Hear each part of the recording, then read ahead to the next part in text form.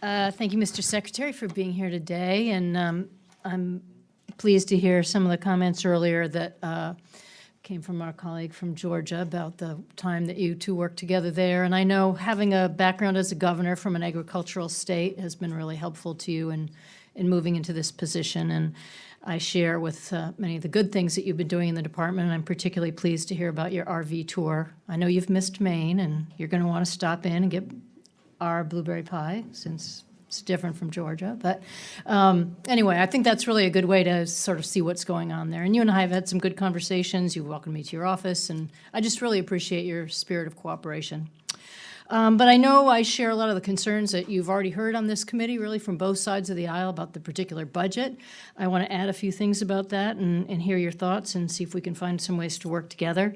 I also wanted to mention that I was troubled a little bit about your support for the Farm Bill. Interesting today that it's being marked up in the House, and there's obviously a lot of disagreement around that. I was looking at your quote that said, "The Trump administration has made rural prosperity a priority for the country, and the Farm Bill that works for agriculture is a key component of that agenda." And one of the problems with the Farm Bill, I think, is it mirrors many of the things that we're dealing with here in this committee around the budget cuts. Farm Bill provides zero mandatory funding for rural development programs, which just seems counterproductive to me if we want to really prioritize rural prosperity. And we've been talking about that in so many ways today through broadband support programs, nutrition, lack of access to healthy grocery stores. There's just so many issues that rural states like mine are really facing.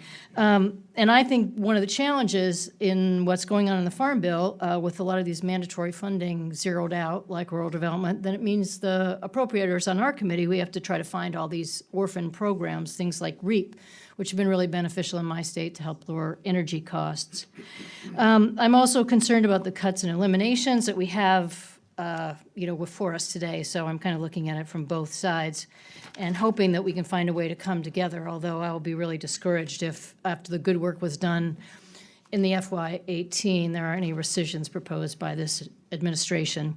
So I thought I'd focus on one area in particular around organics, and I know you know that's one of my interests, and I've really been pleased to hear your interest in an understanding of the importance of this in so many states, the idea that it's attracting many of the millennials. And I've heard you say that word many times, and I'm always impressed when I hear you say it, but recognizing that we need younger, creative farmers getting in. But I think it's a really critically important role that the USDA is there to support organics, given the fact that it's a $50 billion industry today. And it provides a lot of the opportunities that farmers have found to find markets in what have been very troubling and perhaps continuing troubling times, whether it's around trade or commodity prices. So let me try to be quick because I want to give you at least a second to answer my question. I was really discouraged to see the USDA withdrew the organic livestock and poultry practices rule. I think that's, I just think that was a bad decision. I guess the chair and I don't necessarily agree on that, but we have to keep consumers confident in what goes into the organic brand. The Farm Bill proposes not reauthorizing the organic certification cost share program.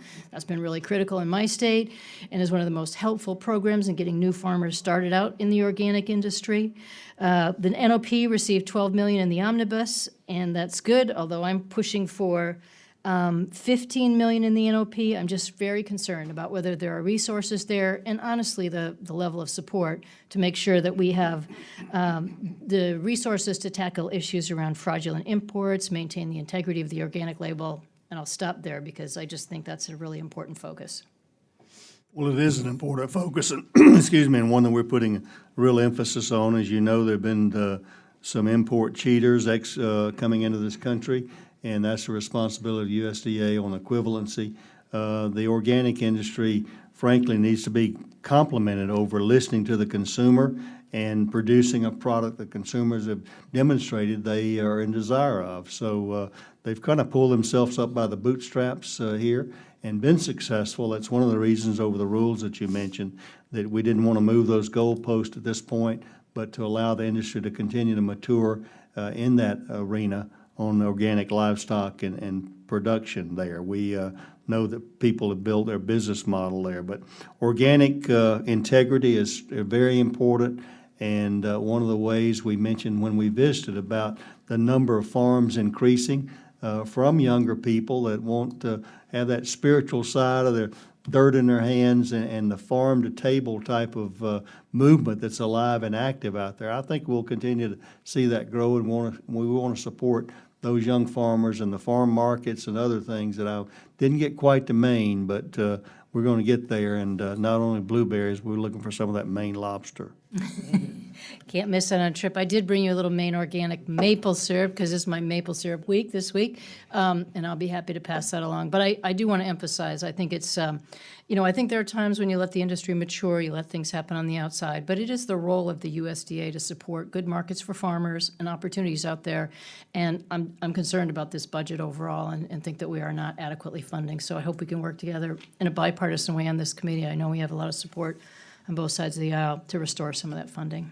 Thank you, Mr. Chair. Mr. Valdo.